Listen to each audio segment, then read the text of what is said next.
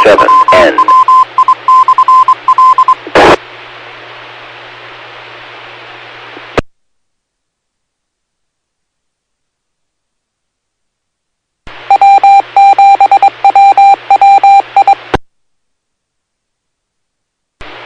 WU7N, here's K9PQ.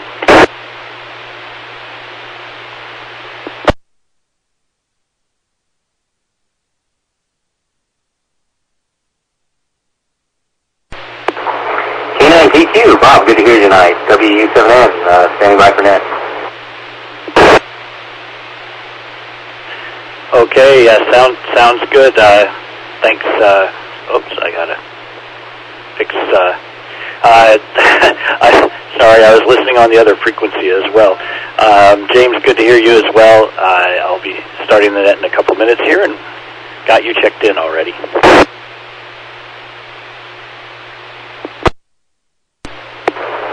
Super, WU7N, and I'm just a video receive tonight, and then I'm on Echo Link, so I don't have a video transmit. Okay, no problem. Yeah, so the other frequency I was listening to was a control frequency, and Ron is managing that for me tonight. I've had some trouble having access, or having a, what I would say, consistently being able to use it in the last few weeks. I don't know if anything's changed, but it seemed like it wasn't a problem before, but Ron's taking care of that for me. So, okay, standing by. This is K9PQ, and we'll be starting the net in a minute and a half or so.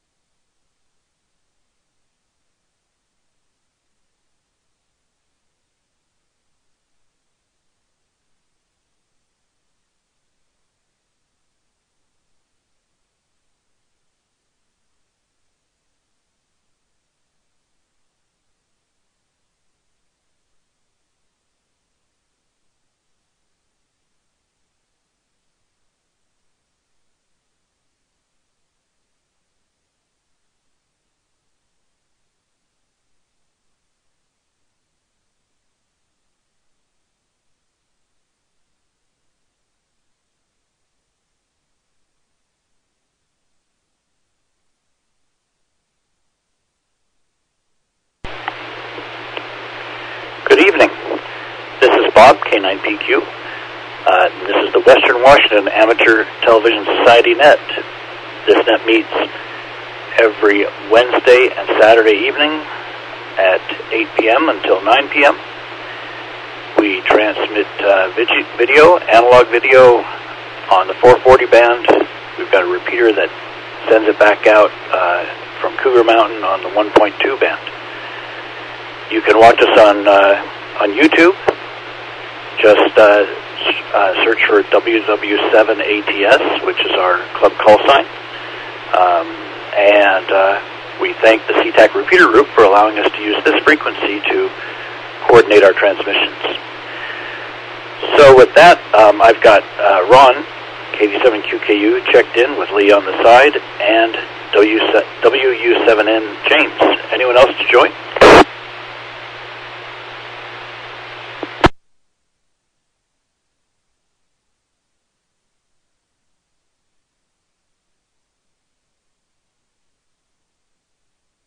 Nothing hurts, so let's start with that. Ron, KD7QKU, go right ahead. Okay.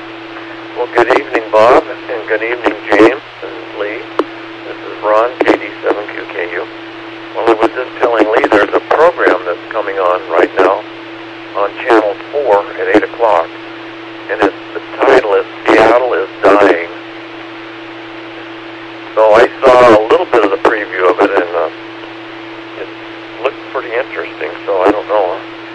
they'll show it again or not, but maybe you could turn your TV on. Bob's watching the game, I know. But anyway, Seattle is dying, so I don't know, they're going to talk about the homeless, and I don't know what else. But anyway, I don't know. Like I say, I'm really curious. So what else is going on? Beautiful day today. Yesterday, where I run the motorhome in and out, over the curb, it's not a real driveway, so I've always put down a 2x12, a 2x8, and then a 2x4, so I can get over the curb quite easy. And I must have done that, 20 years ago. I think they were treated wood, but I can't remember. Anyway, they'd all broken up and rotted and was falling apart, so I just replaced them yesterday. And I had a hard time. They were 16 foot long, and that 2x12 was, I opened the back window and the canopy in the back window in the cabin. I was going to slide it through and let it sit on the dash, but my window wasn't 12 inches wide, so it went in crooked and it rested on the windows, and I was afraid on the way home that it was going to break the glass. But it didn't. I got it home without breaking the glass. I was glad of that. So anyway, I got that all taken care of yesterday. So I'm good to go for another 20 years, I guess. Lee's laughing over here. I probably won't be driving another 20 years, that's for sure. So I guess I have to go out and start the motorhome and put the new license plate tabs on. All right, let's go over to Lee. Let me drop it here. Ron, break. Yes. Your audio is pretty rough tonight. We could understand it all, but it's pretty rough. You might want to switch to the other antenna.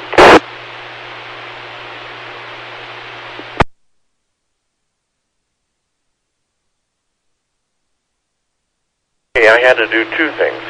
I switched to the other antenna, and then I had to, I always have to unplug this little gizmo and plug it back in so then it works properly. Okay, here we go. Okay, really good. All right, this is N7KC. I'm Lee. I'm in Port Angeles, and I'm here courtesy of third party, courtesy of Skype and K87QKU. Ron over in Eastgate, who is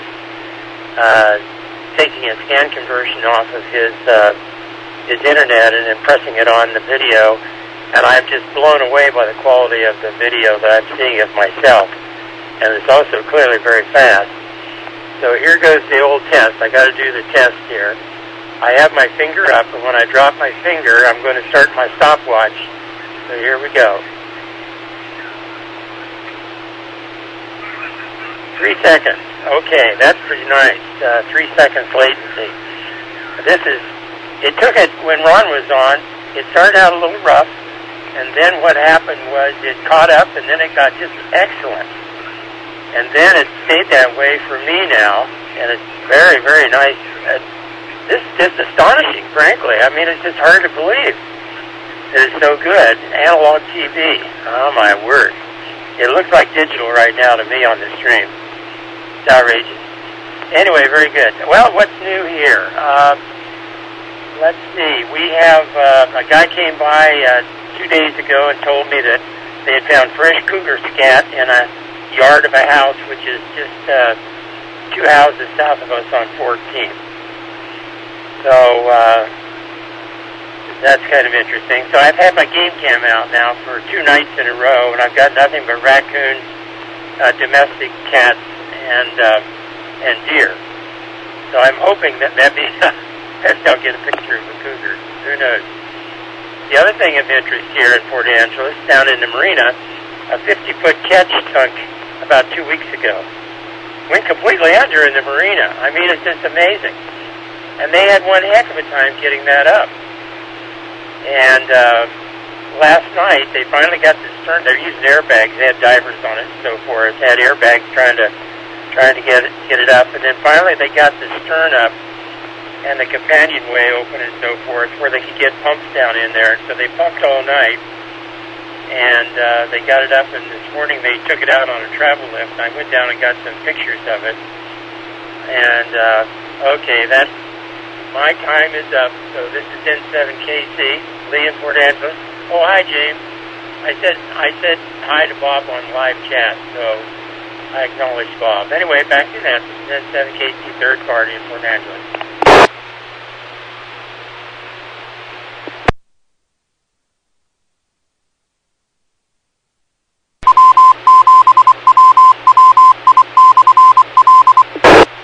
Okay, KD7QKU, back to that. And do I sound okay, Bob?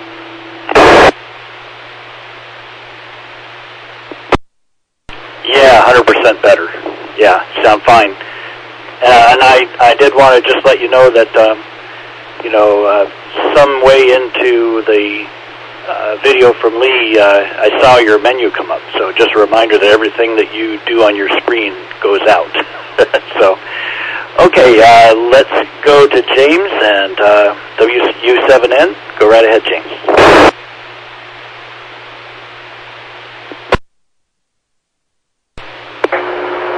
Thank you, Bob. This is James, WW7N. Yeah, the signals I'm getting on 1.2 gigahertz, the video signals are really good tonight. Both Ron and Lee look super. So anyway, there's that signal report. I'm not looking at streaming right now. Let's see. One thing I did see in the video world that really got my attention just in the past day or two is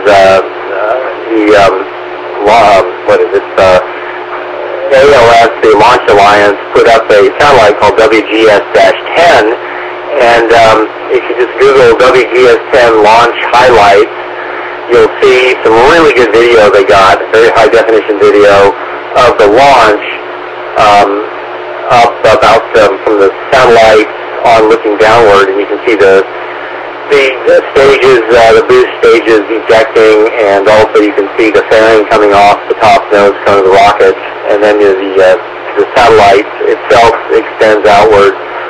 And one thing that caught my eye that I'd love to know what the story is on the right-hand side of the picture as the satellite extends, there's a curly cord. I wonder what that little curly cord does. You'll have to look at it. I wish I had video transmit tonight and I'd show it to you, because that's a good question for next time. People can ask or can look at that and tell me what they think the little curly cord is for. Anyway, that's one thing I noted in the video world. Other than that, I've been enjoying the great weather, and I guess about my time is up. So let me turn it back to Net Control. Bob, this is WU7N.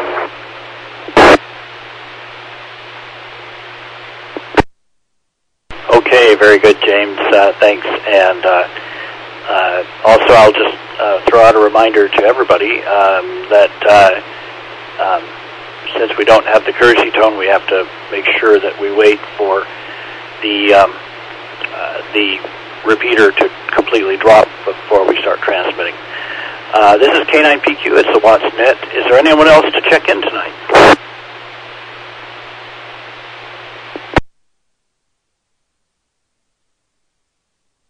Okay, hearing none, and I see that my signal's up on the video repeater, so away I go. So let's see. Not a lot today. I did enjoy the outdoors, sort of. I opened the sliding door and closed the screen and aired out the place. But it was kind of a low energy day for me today. But I'm very happy with the change. I've been enjoying it during the week, and tomorrow I intend to get out in it some. I'm following the Huskies here, who are hanging close with the Ducks, 18-16 Ducks as I speak, at least according to what I'm seeing on the internet. So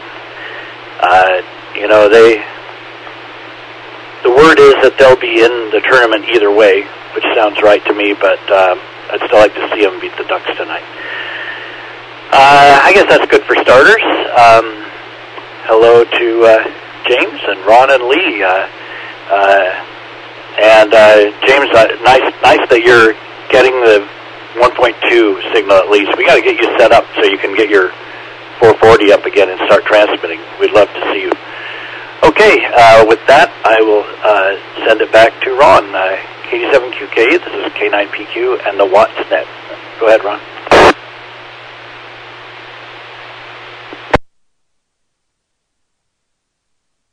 Okay, K9PQ in the group, KD7QKU.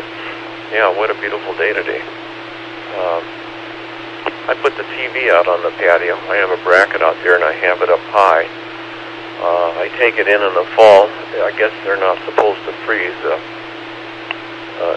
LED or whatever they are screens, so I bring it in the fall and I put it on it, so I hope it won't freeze.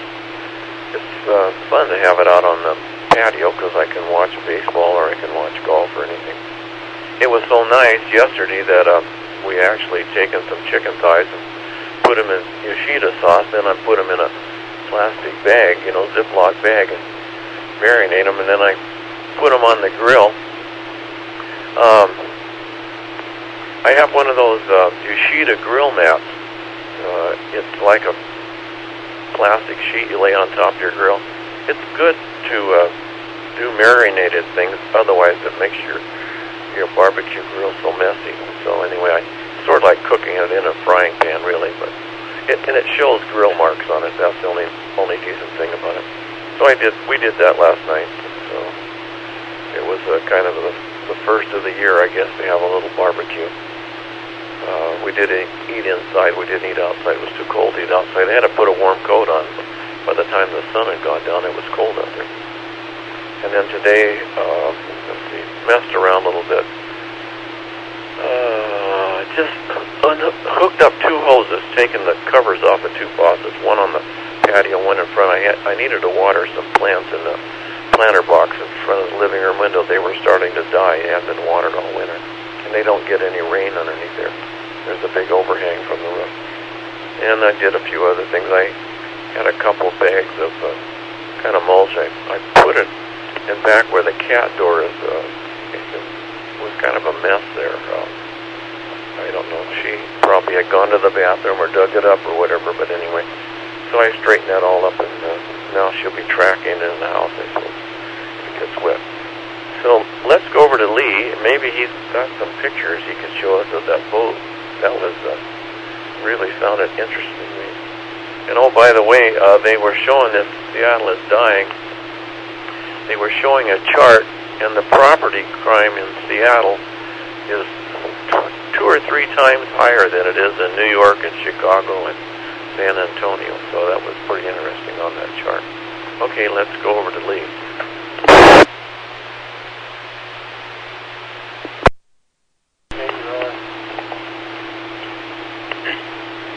Okay. All right, looks like it's pretty fast. So, Ron, I thought I would try to show some pictures here of the...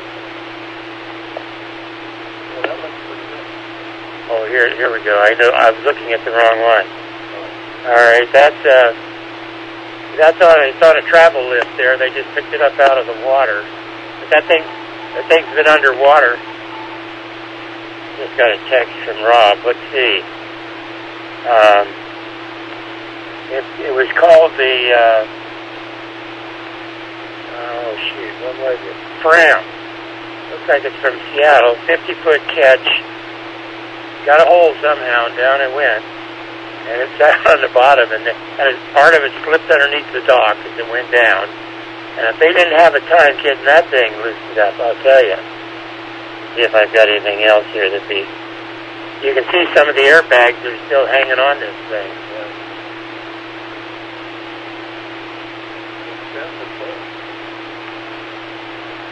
I don't know. Anyway, well, listen, let's see, what else happened? Oh, yeah, I've got a minute here to go. I got my high frequency, I have an 80-meter dipole left. It's not quite high, well, it's not high enough by a long shot, but it's pretty nice. It works pretty darn well. And I think I can probably get another 2 or 3 feet on the center and on the ends. And I think every inch helps out, of course. But anyway, they're going to start a CWNet for Aries over here on Tuesday night. I got an email on it, so last couple of days I've been setting up my high frequency gear so that I can join that CWNet on 80 meters. So I got her all going today, so it's looking good. and I've been monitoring. I haven't joined any of the traffic nets yet, but the West Coast Slow Speed Net, West Coast Net it's called. I've got a marine scanner going over here. I'm going to have to turn down here as I'm done. Okay, I think I better call it off here. This is N7KC, Leon Port Angeles. Third party via Skype and KD7QKU and Eastgate back to net. Okay, this is KD7QKU again. I heard on the radio the other day on one of the repeaters that they may change the technical class. They may give them some HF frequencies they can work. I heard them say 40 and 70 meters. And I don't know about 20, but they may give them a portion of that. So I suppose that I would be grandfathered in on that. So if anyone hears anything about that, let me know. Alrighty, back to net, KD7QKU.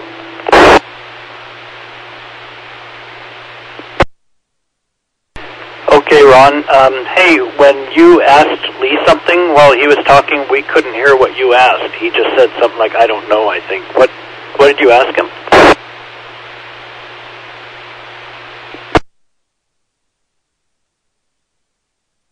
Yeah, neither one of us knows. I think it was a comment about the boat that was on the slip. I could see on the back it said Seattle, Washington, I think. And then I made a comment about the program that's on TV. The property crime was twice as high in Seattle in 2017 as it was in New York, Chicago, or San Antonio, Texas. Isn't that something? Back to net, KD7QKU.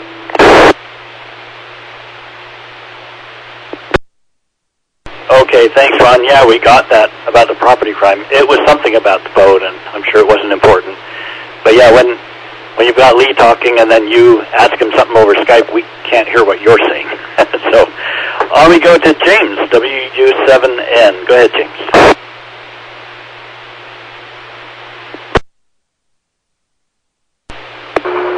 Oh, thank you, Bob. This is James, WW7N. As to why property crime would be so much higher in Seattle than in Chicago, a friend of mine probably would cynically say he lives up there now, they're too busy shooting each other to steal anything. I don't know. But that is interesting.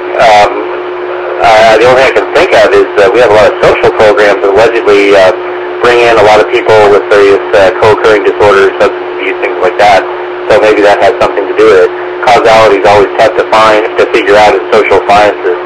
But just the fact that it is 2 or 3 times higher is in of itself very interesting. On the boat racing, when you were telling us how those divers were putting the bags under and everything, I was imagining this boat to be something the size of a rowboat or something. That thing is huge. I would think that would be quite an engineering project. I think with boats, it's probably a lot easier to sink them than to get them to float again. That is quite an accomplishment. And Bob, just a comment on your video picture, as it always is when you come in with your digital box. That video was superb on 1.2 downlink tonight, just so you know. So anyway, that's I think all I have for this go around here. If you have any more photographs of the boat, I'd be interested to see them. The one that was on the phone there was certainly very interesting. So this is James, WU7N. Let me turn it back to Bob, Net Control.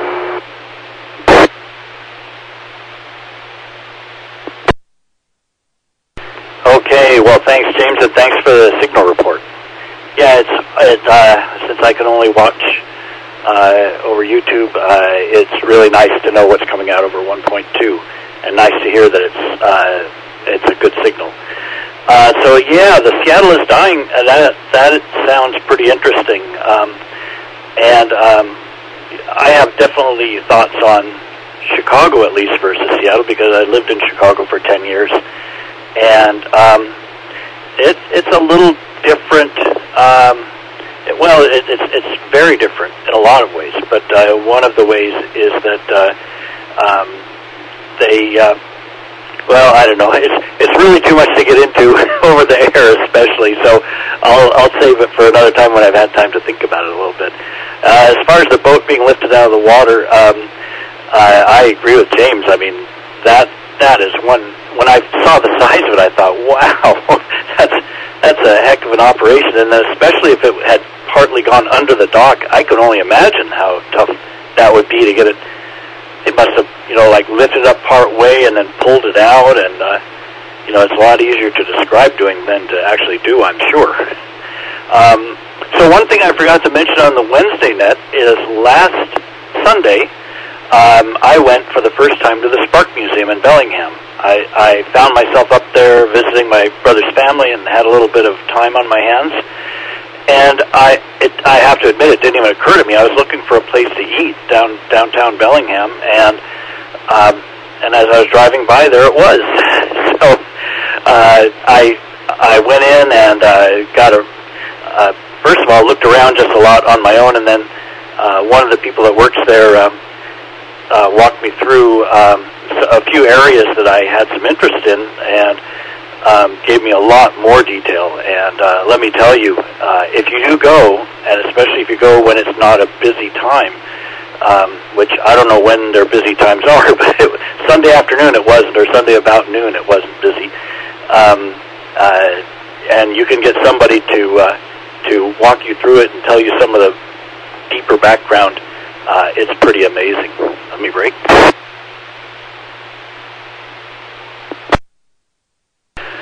Okay, I think that's good for me for this turnaround, for this go-around. So let me ask if there is anyone out there to join the net tonight.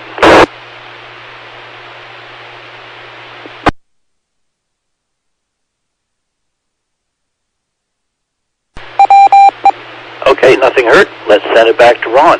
KD7QKU, this is K9PQ and the WatsNet. Okay, thank you, Bob. KD7QKU here. Well, I might add that last weekend, Saturday and Sunday, we were over at the North Seattle Rock Club. They have a rock show, and so we worked over there. And I did get a text message, or no, it wasn't a text message, it was a voice message from Jim Che. And it was so noisy in there that I couldn't hardly hear it. I heard him say that he wasn't going to be on the net, I thought, and I didn't do anything. But anyway, tonight I got a clock. That clock, Lee, is kind of interesting story. So anyway, I got a clock, and I taken it over to a watch repair place, and they called me and wanted me to call them. So I suppose they're going to give me an estimate on repair. But anyway, I noticed that his voice message was there, so I played it again. Well, he asked me to call him, and I didn't do that. So I tried to call him tonight, and he didn't answer the phone. So, I'm wondering what that's all about. So anyway, so I don't know if you guys saw the picture of the clock. I sent it to Lee. It's one of those little clocks that has a glass on top. I think I showed it on the net maybe last time. Anyway, it wouldn't work, and I'd taken it over to a place where I usually go, and they had gone out of business. And I was really surprised, because that's where I always have all my batteries replaced and everything. And they're really nice in there. So anyway, I looked on Google, and I found another place in Bellevue, so I went over there. And I walked in and showed them the picture. They didn't even want to talk to me. They said, we don't work on those things. They're not any good, they don't keep good time and all this. And I'm thinking, that's kind of crazy. Here's a guy standing there with a clock that needs to be repaired, wanting to spend money on it, and they don't even want to take my money. So I don't know. I mean, they had a nice store and lots of grandfather clocks and stuff, but apparently they didn't want to mess with it. So let it drop.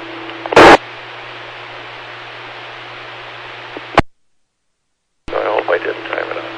So anyway, I came home, and then I decided I'd look to see if there was another clock shop. So sure enough, there was one in Issaquah. So I go over to Issaquah. It's there on Front Street. I finally found it, went in. Nice little shop. Nice young lady working there. And showed her the picture. And, oh yeah, she said, no problem. We can work on it. we've worked on something like that before. So she said, I said, well, I have it in the truck. I can go get it. She said, sure, go get it. So I went and got it and dropped it off. And she said that I told her that my sister, sister-in-law had passed away, and the clock came from England before about 1958, and my nieces had given it to me, and I would kind of like to have it working, but I didn't want to spend a fortune on it. So she said sometimes the clock repairman would take something like that in consideration. So let's hope he doesn't want a fortune, and maybe I can get it fixed. All right, let's go over to Lee.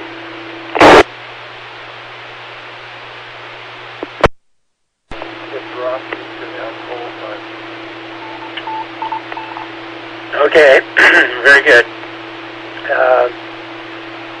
All right, I see my picture up now. What I've done is I right-clicked the YouTube, the stream, and picked data for nerds. So I'm reading interesting things about buffer health and network activity and live latency.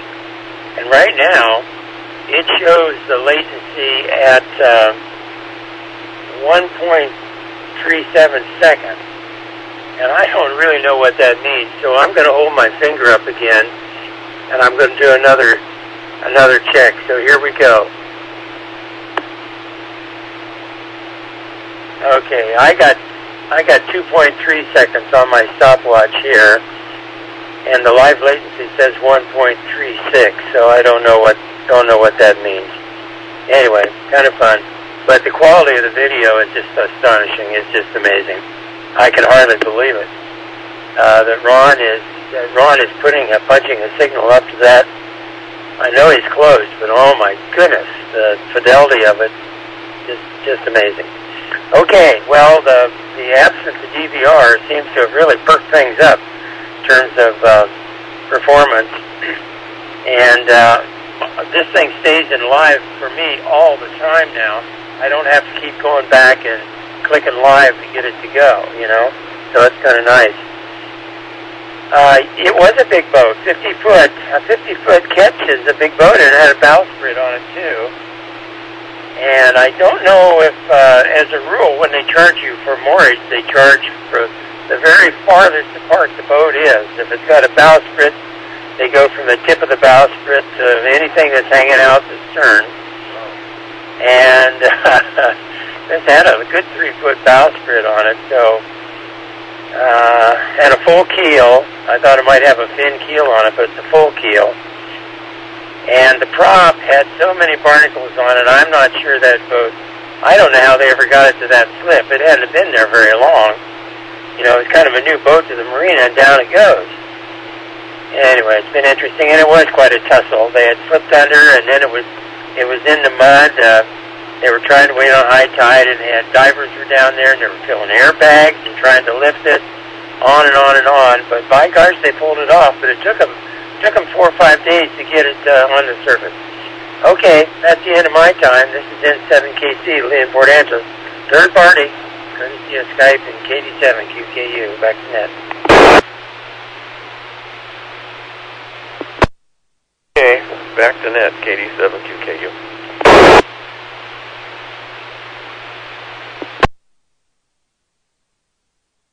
Okay, thanks Ron and Lee for that story too about the boat. 4 to 5 days.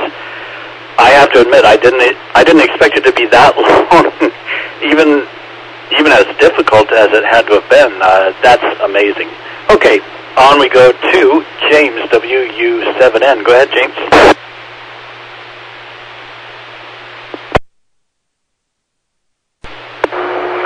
Thank you, Bob. This is James, WU7N, coming on Echo Link. And, wow, yeah, that sounds like quite a project. They should have had a videographer to track everything they did. The other project that to me is beyond my imagination is the raising of the Kursk submarine. I don't know if you've ever seen any documentaries on that. They don't know what went wrong. They're assuming maybe a torpedo on the front end of a very large submarine went into runaway, perhaps even blew up, and the submarine was so massive and so big it just kind of messed up the front end, and unfortunately all hands went down with it. but a Norwegian diving company, this was obviously in very, very deep water, cut the front part of the submarine off, got it up to where a floating dock could get a hold of it, and then they towed it into shore where they were able to get it up into a shipyard area. And that, too, is just beyond my imagination of how you could get something that huge from that deep up to where you could actually get it to tow it on in. In regards to your clock, Ron, I did not see your clock, but I ran into a similar problem years ago with the breakup of the Soviet Union. I was actually given a military wristwatch that was extremely ruggedly built, and I took it to a watch maker just to ask him, if he'd ever seen one before or anything. He said, well, use it for as long as it works, but unfortunately there were no parts available in the United States to repair it. And so he said he couldn't do anything except check the tick on it, which he did, and he said the tick was very accurate. So it was a completely mechanical watch that actually kept time quite well. I want to hear more about the Spark Museum in Bellingham. I'm not familiar with that, so maybe you could fill us in on that. The word Spark Museum sounds like it's some kind of radio or electronics or communications museum, so obviously be interested in hear more about that and more about your tour.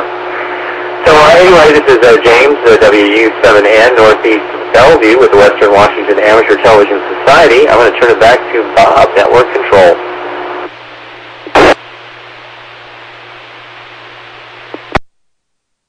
Okay, James, thank you. I'll just wait for my video to come on. There it is. So let's see. The Spark Museum. It is a museum with an amazing amount and array of old radio gear, electrical generating gear, and that's the most of it. It is and phonographs and commercial radio, military radio. Not a lot of ham radio, but especially in the early days, there wasn't a lot of difference. So, and they had. I thought of Bill Broxton because they had a spark gap. They had spark gap transmitters there, and it was really interesting. They had the guy had a lot of nice information about the radio traffic during the sinking of the Titanic, which I'll be happy to talk about next turn if you guys are interested. And it's one of those things that a lot of hams that I know had learned about this some years ago and had already been. They made special trips to go, and I was just very happy that I came across it. It wasn't even on my mind, but as soon as I saw it and I knew I had the time, I thought, okay, I'm going. It does cost $8 admission. You can, like many things, like the zoo or whatever, you can join, but it's about. You'd have to go 5 times in a year to get your money's worth. So that would not be me. So I paid my $8 and had really enjoyed it. I will go back again for sure. Okay, on the clock. It's kind of sad when you see business people that don't understand how to treat customers. My uncle, who just recently passed away, who was a businessman, when I was renting, subletting some space, and I was asking him about, what if there's something that somebody wants and I don't really want sorry, I have to correct myself. This is when I was trying to start my own business, which never really took off. And I said, well, what if somebody wants me to do something I don't really want to do it? He said, well, just make it worth your while. Just give them a price that'll be worth your while, and then if they pay it, you'll be happy, and if they don't, then you didn't have to do it. And that's all those people had to do. That sounds pretty disrespectful, the way they treated you. Let me break.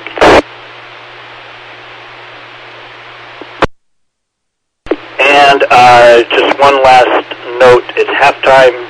Oregon Ducks 28, Washington Huskies 26. So, I don't know. It's going to be tough. But I'm hopeful. And as I said, I think they're in the tournament either way, but they'll certainly get a better seed. And I would love to see them beat the ducks. I feel like there was one other thing. The boat I mentioned. Yeah, I guess that's good for now. So I will, let me ask if there's anyone else that would like to join. This is K9PQ in the WatsNet.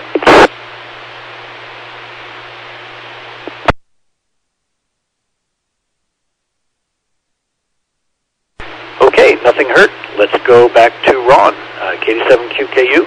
This is K9PQ in the WatsNet. Go ahead. Okay. KD7QQ. I'm going to hold this over here. This is, if you can see it, that's where I drive in there with the motorhome. You can see the new wood in there on that one side. The other side was pretty good, but of course I don't drive the motorhome over it, so it hasn't broke up so bad. So that's what I did. And then I have a picture of the clock. I'll show James.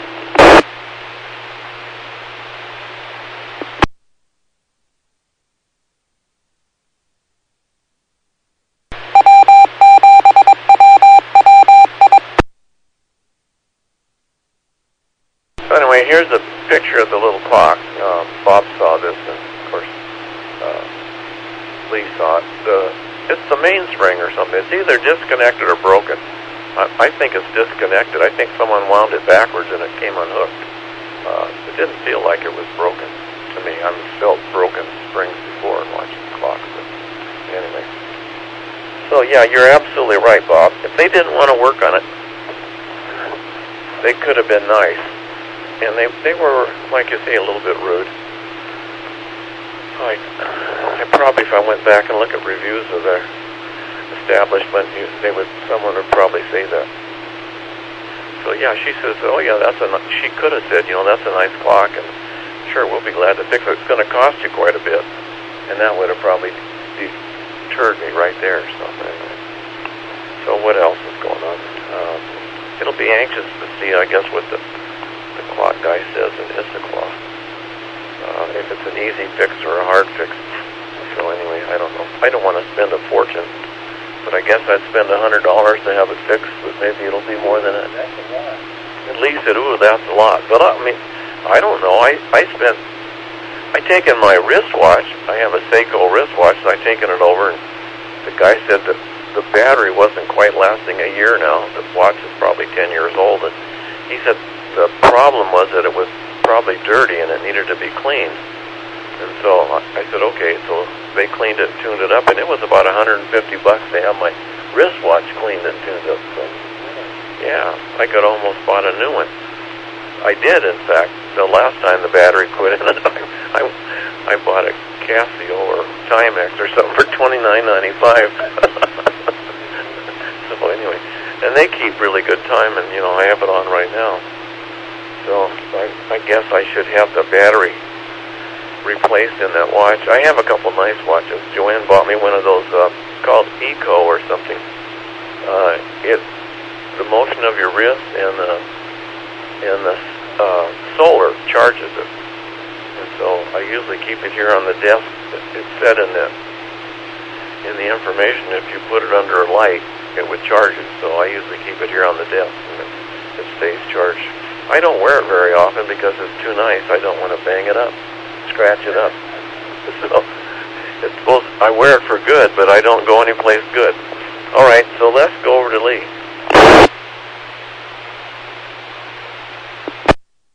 Go ahead, Lee. It's Rob. All right, N7KC Lee at Port Angeles once again. Third party.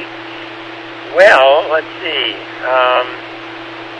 I've been texting with Rob here on the side, and I have to say that I made a mistake in reporting the latency. He points out that I'm measuring the round trip, and really the latency ought to be the time from the transmitter to me, so you need to cut it in half. Now, if you right-click on the stream and you do the data for nerds there, you'll see latency, live latency, in about the 1.5 second, 1 3/4 second range. And if you double that, that's just about what I was measuring with the stopwatch. And of course, with the stopwatch trying to measure at 3-second intervals, a joke anyway, but I don't know what certainly there's a big error there. Well, okay, enough of that. Now the clock, I think it's pretty darn nice. It's got a close over. That's nice. I've got one made by the same company. I think it's Jung. Ron thought maybe it was. Anyway, I've got one. Mine is an electromagnetic pendulum. It's got two electromagnets and a curved armature piece. And as the pendulum swings back and forth, it gets a kick from the electromagnets to keep it going. It's really quite nice. It cost me $90 in a second-hand store when I spotted it. Anyway, nice clock. But Ron's is a torsional pendulum. So, you know how those work. Wind up one direction and then unwind the other and then back and forth and back and forth. And there's some kind of an escapement up there that taps that rotary pendulum, that torsional thing, to keep it going.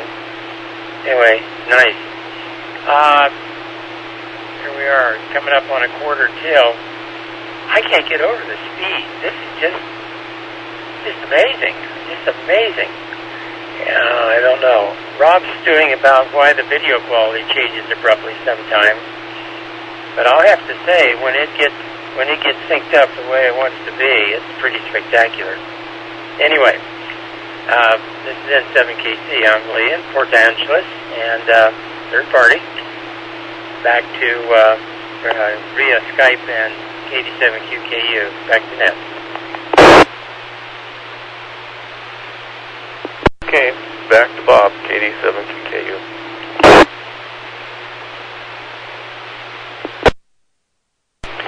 Okay, very good. And I will just quickly add to what Lee said with Rob.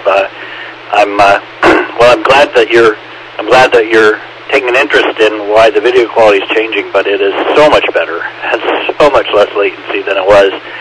It'll be really interesting to see when we get Jim and Gary back. I don't think I've seen it with that yet, to see just what happens, but it's a huge improvement. Okay, on we go to James, WW7N. Go ahead, James.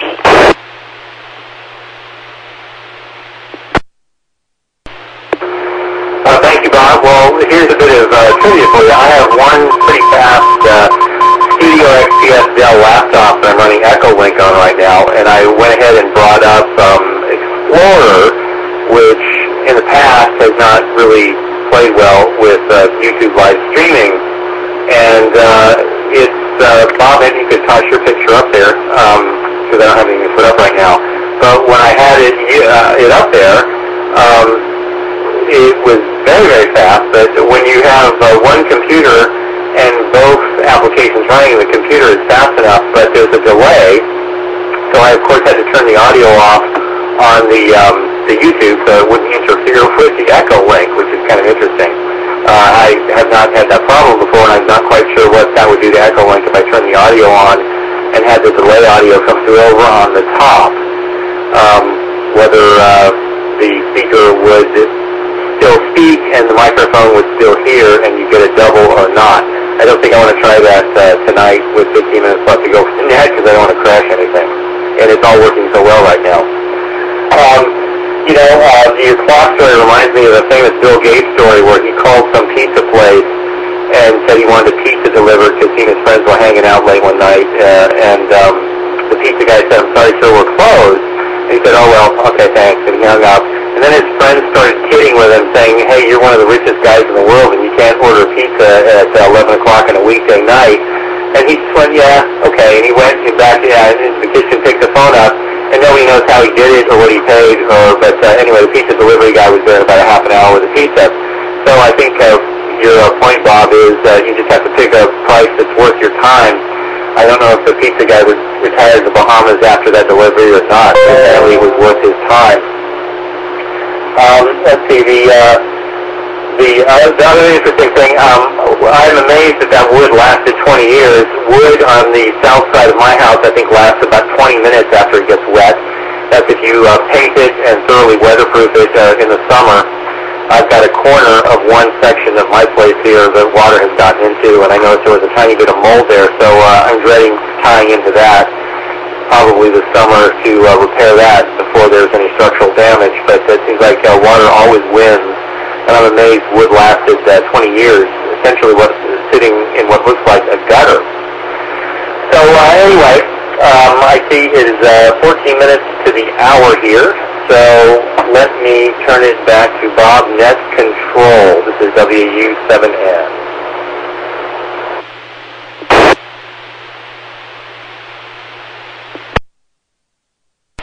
Okay, very good, James. Well, I can tell you I'm very familiar with the having to mute things. I have to mute two things. I have to mute the YouTube channel. Oops, get on my video here. Mute the YouTube output, and also let's see if I can get the camera over here to show this. I monitor the internet. So you can see on your right is the YouTube, and on the left, what I'm monitoring is the video stream that comes directly from me. Oh, sorry about all that shaking. There we go. Got it back pretty much to normal. So that's that I have to mute both of those. And as for wood lasting, back years ago now, a lot of years ago now, when we still had my grandparents' place on the east side of Lake Sammamish, a little cabin, my dad had put a dock in, and then he added a ladder for swimmers, or he paid people to put the dock in, and then he decided to add a ladder, and he used I don't remember what it's called, but it's the wood plastic mix, and it lasted great, but that stuff isn't really very structural. So as you were climbing the ladder, it was 2x4s, I believe, and as you were climbing the ladder, if you were leaning back a little bit, then my screen just went away on my computer. If you were climbing the ladder and leaning back a little bit, it would bend a little bit, so you had to be a little bit careful. But it worked, and it lasted. Okay, I think that's it for now. We're actually, I didn't know if we'd last the whole hour, but we're getting close to the end. So this is Bob, K9PQ. Let me break.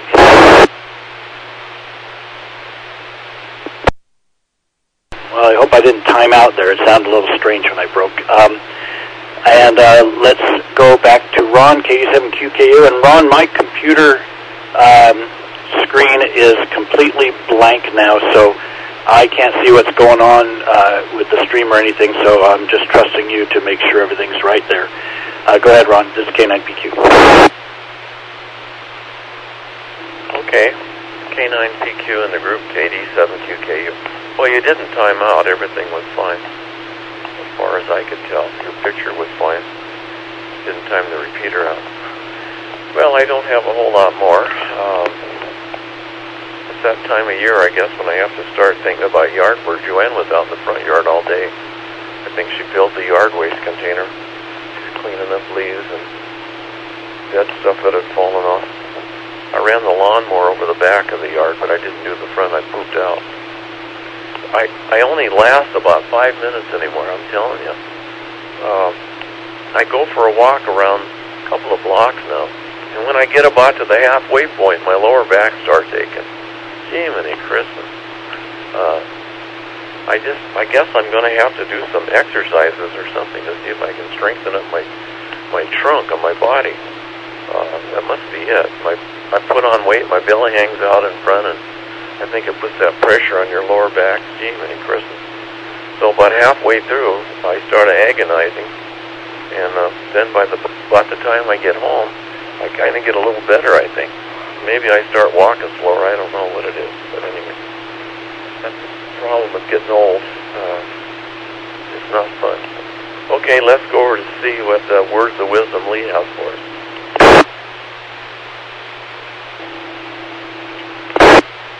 I guess it. Okay, I'm on, I guess. Okay, N7KC, Lee in Port Angeles. Wow, Okay, the Spark Museum. I've been up there a number of times. It's a trip every time. I love it. They've made some nice improvements over the years. I started going, a number of years ago now, when it was sort of in its infancy. They moved from a small thing to that abandoned two-story department store that they're in now. And so when they moved, they had a lot more space and they brought a lot more stuff out. But that is a fantastic place. Wonderful vacuum tube collection. James, you just got to get up there and see that. This is an amazing place. It really is. But you know, of all the old-time radios and the electronics and the Vandograph machines and everything that they've got there, the thing I found the most fascinating, at least on the last two trips I've been there, are these old music boxes that have the discs with the pins in them. They're like, they're a music box. Very, very nicely made. And the sound quality that comes out of those is just, I just thought it was amazing. I just love those things. And I've had the actually had the opportunity of the curator, Jonathan something, I'm trying to think, might have been Winter. I was up there one time, Paul and I think her cousin, and we were the only ones in there. And in fact, the deal was that we had checked on the internet. It was supposed to be open, but when we went up there, they were doing sewers along the street in front of them, and so they had it all dug up. And so they reasoned inside the museum that nobody was going to be coming in that day, so they didn't open. And so we made a trip to Bellingham from using information off the internet when their time's open. We get up there, and we're looking in the window forlorn-like, and somebody came over and opened the door and said, well, we're closed. We said, but we came from Seattle. Oh! So what they did was the curator gave us a 2-hour personal trip through the whole thing. He knew so much. Anyway, it was really a lot of fun. My time's out. I'm going to say 7-3, guys. It's been a wonderful net. I've enjoyed it a lot. And look forward, of course, to the next one. Anyway, so I'm going to say then 7KC, Lee in Port Angeles, third party, courtesy of Skype, and 87QKU. Back to net. See ya. Okay, KD7QKU here. Well, I suppose I should say 73 too. Looks like we're just about done. I've been up there to the museum one time. Joanne and I, we were staying in Birch Bay, and we were over in Bellingham. We were up there with the motorhome in Birch Bay, and so we were over in Bellingham poking around, and darn if I didn't see the sign up the street, or I didn't drive up that street. We had no intentions of going there, but when I saw it, I'd heard so much about it, I said, oh, we got to go. So we went, and I don't think there was hardly anybody else in it, and it was the same way we wandered around in there. Oh, my goodness sakes, you can just spend hours and hours in there. The stuff is just magnificent, and it's most of us in just wonderful condition. I don't know if they do any restoration to it or not, but they have, I think, if I remember right, they had organs. Didn't they have organs and stuff in there, too? I know they had musical instruments, but they have more or less... Yeah, so they have more stuff in there. I mean, electronic gadgets is just, and radios and stuff, it's just unbelievable. So, James, if you ever get up that way, you really should stop and see it. It's you can just spend hours and hours in there. And then they have a UHF station too. A VHF station. Well, anyway, HF station, and they'll let you operate it sometimes. So I didn't. And I don't think anybody was operating when I was there, but I saw it. It's upstairs, too. So anyway, 73s, and I guess back to net. So everyone have a nice, enjoy tomorrow. It's going to be a beautiful day.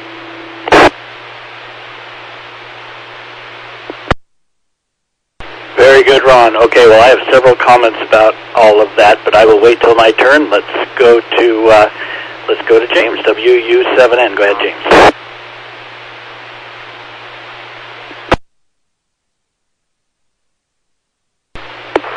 Okay, I have to say and I don't want us to time out. It looks like it's got 4 minutes left.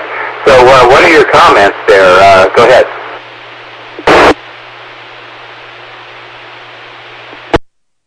Okay, well, good, because one of these you might want to actually respond to. I was going to say to Lee, if you really want to sell the museum, I wouldn't use the vacuum tube collection as the selling point. But maybe you're different. Maybe that would be cool to you as well, James. But yeah, that wouldn't be a big selling point for me. But it's an amazing array of different things they have, including musical. I don't remember the musical instruments or the music boxes. I'm sure they're there somewhere. There's so much to see, and I was a little bit limited on time. I mean, I had time, but I also had someplace I had to be afterwards. So when I met this guy, and Jonathan Winter is right. I remember because I thought, well, there's a name I know, but that is the right name. I don't know if that's who I was speaking to, but when I was just sort of chatting casually with him, and he said, "Oh, there, I can show you some of this stuff." He said, "I got to warn you." I think I forget. I might have said, "Well, I've got a little bit of time." He said, "Well, I've got to warn you. When I get started talking, it can really go on." I said, "Oh, I'm a ham. I'm used to that." So, okay, over to you, James.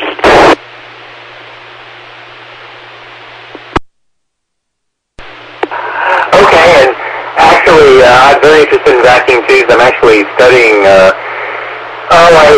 One of the things that was given to me on a recent clean-out I did with an estate clean-out was some courses, and they're called, I think, something along the lines of great courses or something like that.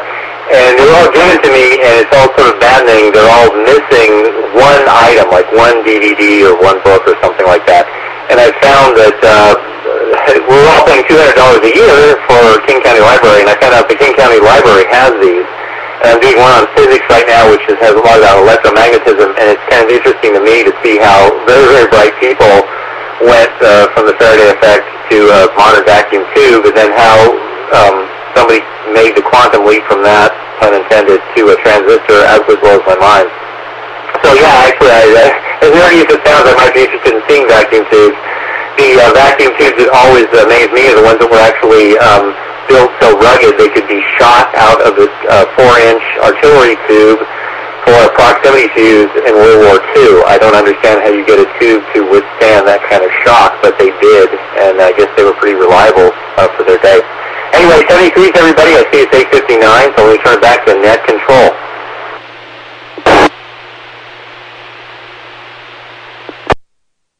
Okay, very good, James. Well, we could go on and on about that as well, and I regret that I didn't take any pictures or videos while I was there. I don't know if they allow it, but I'll check next time and be sure to do it next time I'm in there. And my computer, this is now the second time in 2 days that my computer, this is my main nice desktop home computer, has crapped out on me. And I'm now, one time, yeah, that can happen, who knows why. But this is now twice, and I am concerned. So I'm not very happy about this. We'll see how that plays out. Okay, it's now 9 o'clock. This is K9PQ. We want to thank the CTAC repeater group for the use of this repeater, for the coordination of our net. This has been the Western Washington Amateur Television Society net. And I will bid everyone good night from K9PQ. Return the repeater to normal operation. And I am clear.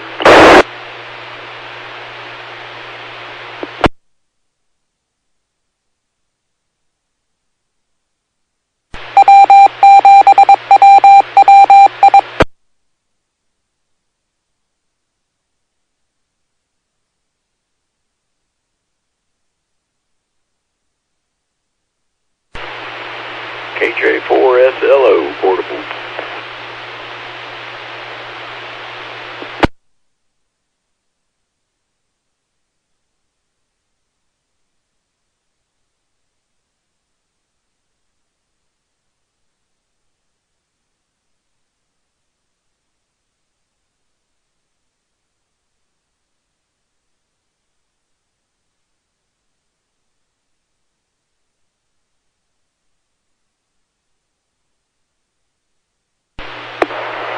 KJ4SLO, this is Whiskey Uniform 7 November, WW7N. I'm on Echo Link, so there's a slight delay. Good evening.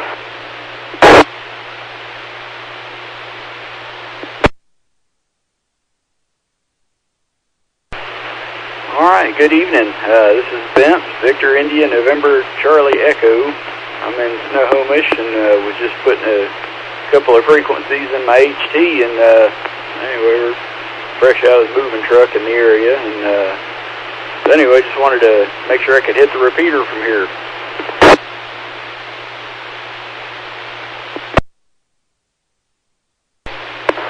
Well, Vince, your signal is certainly extremely readable on a scale of 1 to 5. It's a good solid 4, maybe a 5. So I'd say you have done it successfully. You're way up in Snohomish. Do you know how much power you're putting into what kind of an antenna?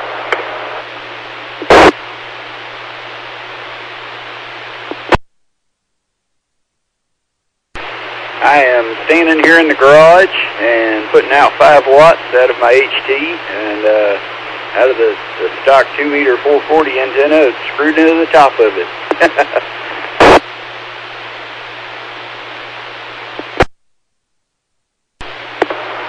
Okay, Vince, well, I guess you must have a real good line of sight shot. I believe it's the Tiger Mountain because your signal is very good for that kind of equipment inside of a garage.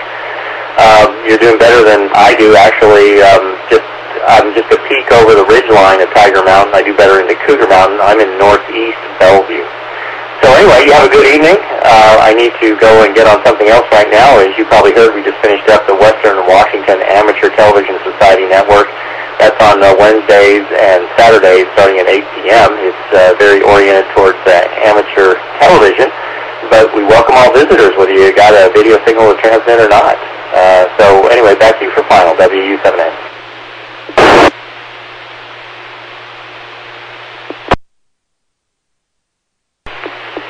Okay, well, 73, and I'll let you get back to it. I'm going to go back in the house because it's getting cold out here. KJ4SLO, clearing away.